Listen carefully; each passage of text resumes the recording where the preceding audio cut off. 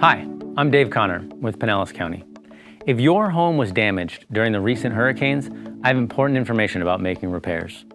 Many homes that flooded or had other storm damage were in designated flood hazard areas. In these areas, communities that participate in the National Flood Insurance Program are required to follow a rule about what can be repaired. It's called the substantial damage rule, or the 50% rule. If the repairs needed to fix all of the damage will cost half of the value of the building, then it's considered to be substantially damaged. In other words, if the cost to fix a house back to the way it was before a storm is 50% of the value of the house, not including the land, then the house is considered substantially damaged. Homes that are substantially damaged must be brought up to the current floodplain management standards, which usually means elevating them or replacing them. Your city, or if you live in the unincorporated area, the county, is responsible for determining what homes and other structures have been substantially damaged. And they have specific rules from the Federal Emergency Management Agency, FEMA, about how to calculate the amount of damage. Each city may have its own standards that vary slightly. For example, in the unincorporated area of Pinellas County, the code is 49% rather than 50% as the substantial damage threshold. So if your home was damaged, here's what to do and what to expect. First, complete your cleanup. You've probably already removed wet items and started drying out your home. That's the smart thing to do. Removing wet drywall and cabinets is fine without a permit. Be sure to apply for FEMA individual assistance, whether or not you have insurance. Go to disasterassistance.gov to apply. The deadline to apply for help for damage from Hurricane Helene is November 27th, and for Hurricane Milton is December 11th, so don't wait.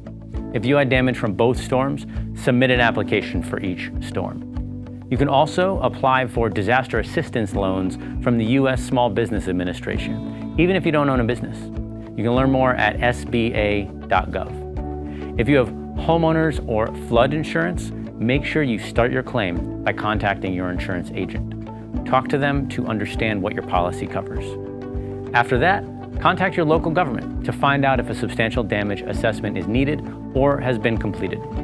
If your property is in unincorporated Pinellas County, call 727-464-3888. If you live in a city, contact your city. If your home is in an area where a lot of houses had flood damage, a substantial damage inspection is most likely already in the works. You just need to wait for the results.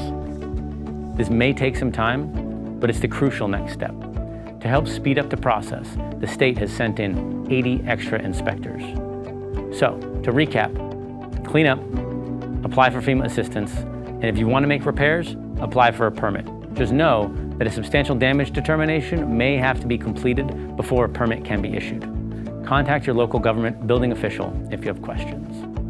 If your home is determined to be substantially damaged, you can decide if you want to ask for a detailed reassessment by providing pictures of the damage, itemized repair estimates, or a private property appraisal.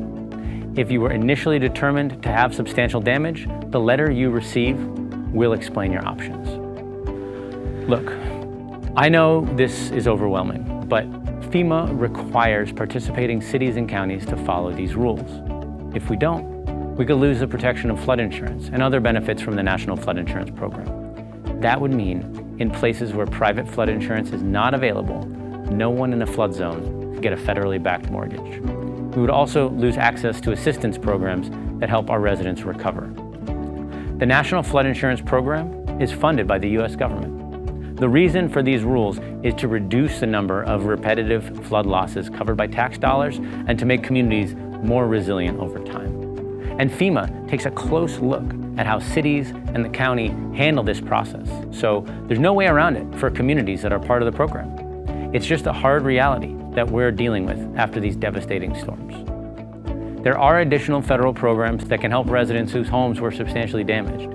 These take some time to get in place, but we'll let you know as soon as we have more information. We understand how daunting this is. It's rough, but we're committed to working together to get through this.